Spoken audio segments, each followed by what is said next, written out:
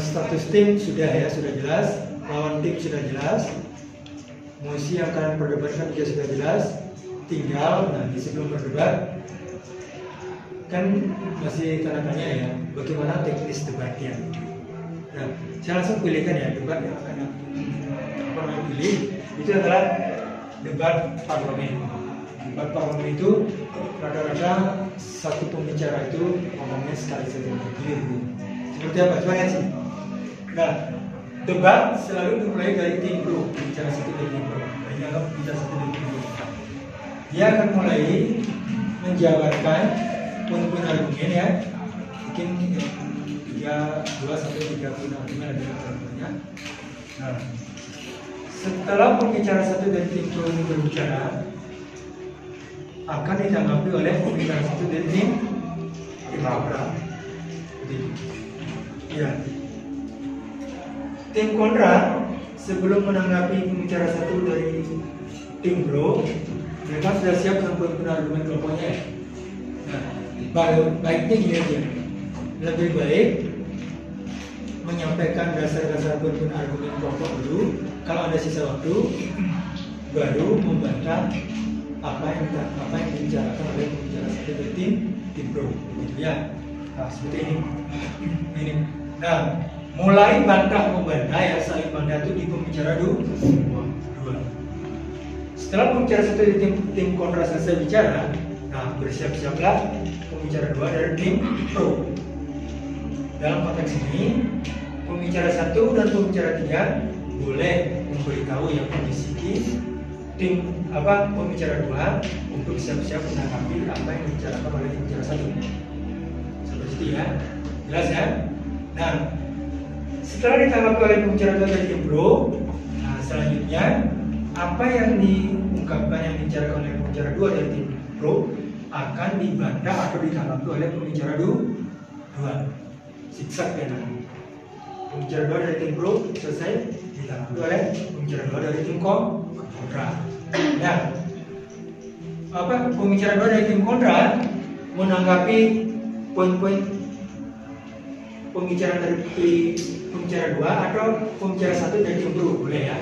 Kalau belum tuntas, ini kan belum tuntas tadi. Misalnya belum tuntas yang menanggapi ini pembicara satu, pembicara dua dari tim pro boleh menanggapi ini dan ini. Sudah sampai di situ. Selesai pembicara dua membantah atau menanggapi pembicara dua dan pembicara satu, maka selanjutnya akan ditanggapi oleh pembicara tiga dari tim pro. Jadi, dia akan membantah apa yang dibicarakan oleh pembicara dua atau pembicara satu dari tim kontra. Nah, sampai di situ selesai pembicara tiga dari tim pro ini mengungkapkan bantahannya, tanggapannya, maka siap-siap pembicara tiga dari tim kontra menanggapi. Nah, setelah itu baru kesimpulan.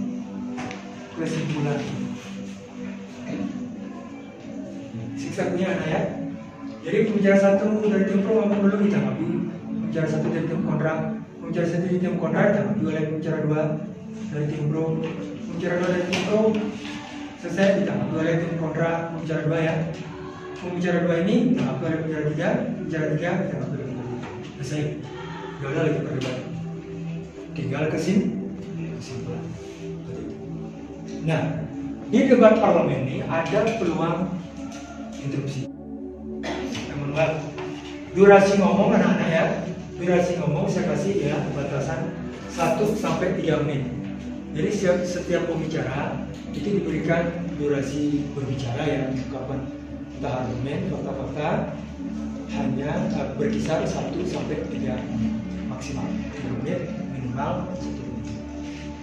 Seperti itu. Ya. Nah, dalam debat parlemen ini diberikan peluang untuk interupsi. Interupsi itu artinya memotong, menyangka pembicaraan lawan sebelum dia selesai bicara. Ya, sebelum dia selesai bicara. Tetapi waktu interupsi hanya 15 detik, jangan lama. Tadi ini mengoreksi data. Menurut data yang saya baca tidak seperti yang diungkapkan datanya misalnya angka stres di pelajar di Indonesia itu misalnya didapat adanya 15% misalnya. Padahal yang kalian baca 20%. Nah itu bisa diinterupsi. Tadi ada mengungkapkan bahwa data tingkat kestresian pelajar di kalangan pelajar Indonesia itu 15%. Menurut beberapa sumber yang saya baca, menurut sumber ini mengatakan 20%. Bagaimana Anda menanggapi itu? Nah itu interupsi. Interupsi tidak boleh lebih dari 15 detik.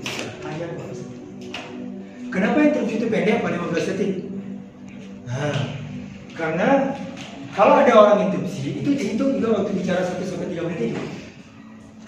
Kalau interupsi mau lama, saya misalnya jadi pembicara 2 sedang punya kesempatan berbicara, ada lawan saya interupsi, dia lama jadi kan dia ngabisin waktu saya banyak, gitu loh.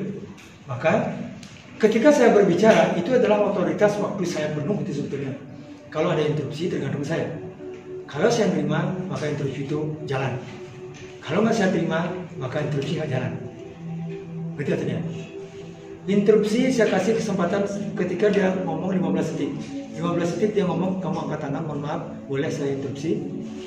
Kalau diizinin, silakan. Kalau enggak, mohon maaf, interupsi sementara saya tolak. Saya sedang mengungkapkan pendapat saya, ingin mengutarakan pendapat saya lebih lanjut. Nggak boleh kamu interupsi.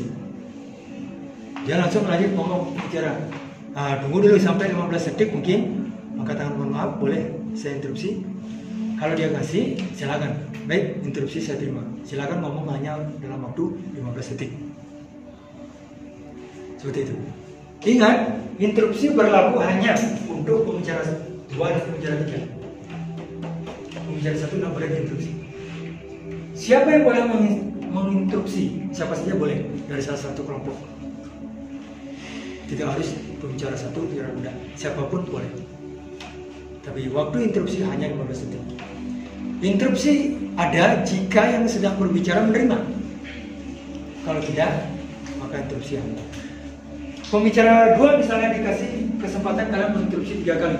Kalau ketiga kalinya interupsi kalian ditolak, artinya pembicara 2 nggak boleh diinterupsi, udah halus interupsi. Ada kesempatan lagi interupsi mungkin di pembicara 3. Di pembicara 3 sampai 3 kali kamu angkat tangan, nggak juga diterima interupsinya kalian, maka interupsi secara otomatis sangat mesti. Bisa dipahami kira-kira? Sampai di situ. Interupsi hanya 15 detik. Nah, ada plus minusnya anak. Kalau kalian menerima interupsi dan kalian bisa membantahnya dengan bagus, pihak yang berbicara itu nilainya bagus. Tapi kalau dia menerima interupsi, kemudian dia tidak bisa mengklarifikasi, menanggapi dengan bagus, maka yang sedang berbicara itu nilainya jadi berkurang. Gitu aja sih sebetulnya untuk menakar interupsi. Sampai di situ dulu. Ada pertanyaan? Ingat, masing-masing pembicara punya durasi bicara 1-3 menit. Maksimal 3 menit, minimal 1 menit. Kalau interupsi dimulai dari pembicara 2, pembicara 3. Pembicara 1 hanya menyampaikan poin-poin argumen tentang dasar-dasar argumen plus data-data pendukung. Pembicara 2, pembicara 3 hanya bermain bantahan. Dia tidak boleh menyampaikan argumen baru lagi. Poin-poin argumen kelompok itu dikomunikasikan, diungkapkan oleh pembicara 1 dari kedua belah pihak. Sampai di situ kira-kira paham tentang teknis perdebatannya? Sudah jelas? Ya, sudah jelas ya. Jadi setiap orang satu kali bicara, kecuali interupsi itu beda. Ya, sudah? Ada pertanyaan kira-kira?